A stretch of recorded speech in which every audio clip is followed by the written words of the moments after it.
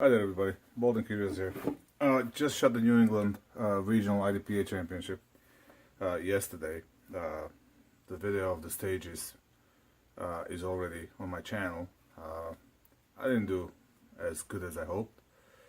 I completely bumped two stages. There was one where you were shooting a right-handed, weak-handed freestyle, and I don't know what the hell happened to me. And I had a malfunction, not a malfunction, I stick a mag in my pocket instead of my mag pouch. I couldn't find it. It was a disaster at one stage. And the second I bumped was I put an empty mag in my pouch instead of a full one. So other than that, the rest of the stages I was pretty consistent. One of the stages I actually had a better time than Mason Lane. And that, if you watch the video, I'll put a link somewhere here. Made me really happy. Anyway, what I want to talk about is a gun. I recently switched the loop. Nothing really wrong with the frog loop, but even though they say you put too much if it comes up in the winter, blah blah blah, I don't like it. I mean, it works fine for what I was using, but my local gun store started carrying this. I tried it. Smells pretty good and works pretty good, and they also come up with these like a grease, and that seems to be working really good on this gun. And I also switched the powder. I used to use I'm still using 147 grain bullets from ACME, the Molly code. I really like those suckers. And I was using a tight group, but the gun was kind of extremely dirty and everything was kind of baked in, so I switched to Hodgdon CFE, and really like the results. I use a little more.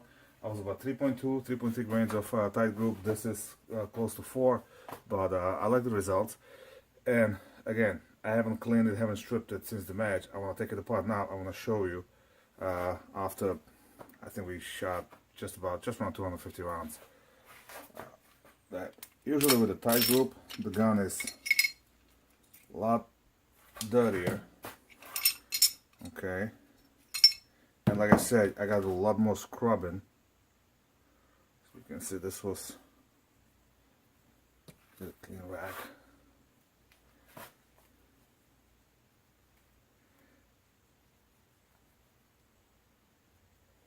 And I can get most of the crud off with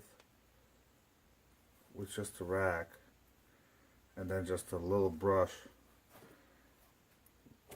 brushing on the end of the barrel.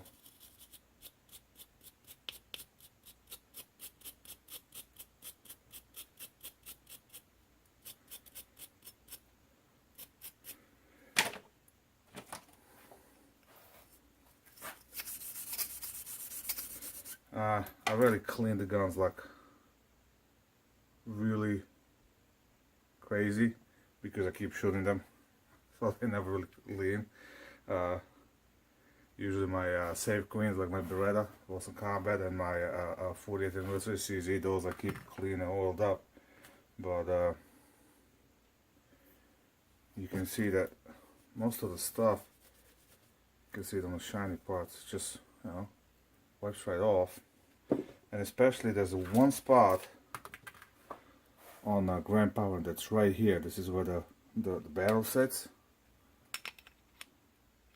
Okay, and that gets really gummed up. And I had a special tool, piece of plastic that I sharpened, and I had to really scrape it with a tight group. You know, I was like I gotta scrape all the crap out.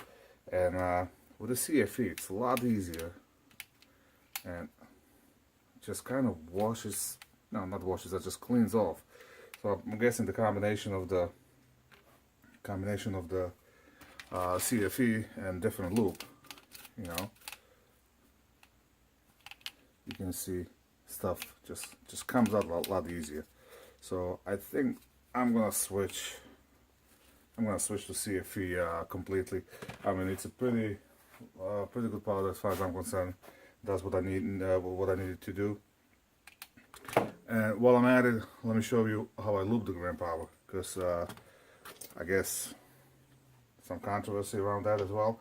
So I start using this stuff. What I do, I put a little bit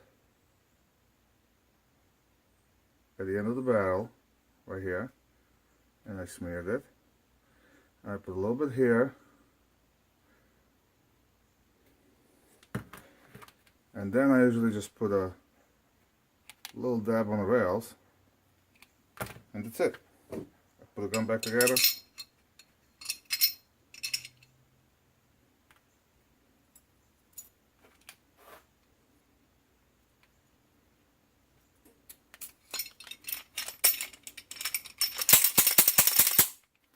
And it's good. So this spot over here, see when you rotate the barrel, the end of the barrel, you want to keep that loop. You want to keep that loop pretty good. Not dripping. That's where this stuff comes in really handy. So far, I'm pretty happy about it. I did notice one thing. It's a little weird. I don't know if it's an issue. Let me show you. I'm not sure how much of an issue it is, but see if you can see it right here.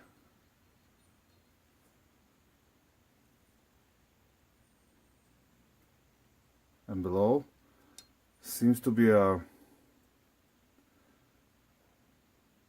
it's a little more than marks. It's like a dings in the metal from I'm guessing from the barrel, from the locking lug of the barrel. So just put it together the way it should be. Okay, so I'm guessing as it unlocks and rotates, that's when a little wear in the slide. Like I told you in my other videos, the gun has quite a bit of rounds on it. Been shooting it. I mean, this wear doesn't seem to be a problem. I'll keep monitoring it. I'm pretty sure if I contact the manufacturer, they'll if there was a problem, they would most likely fix it right away. I had a really good experience on the Facebook when owner of the Grand Power, not the Eagle Impulse, the actual owner of the company, contacted me because originally when I had a little issues with the reloads in my Excalibur, and he really contacted me within the hours after my comment. So from what I hear about him, he's a pretty stand-up guy. All right, that's it. Just a little quick rant on a Grand Power. Gun performed flawlessly, a lot better than I did. I was, if you see the video, I was a walking poster for Grand Power. Thank you again, Eagle Imports, for the swag. I wore it with the pride. It was, even though it was hot, the shirt was really good.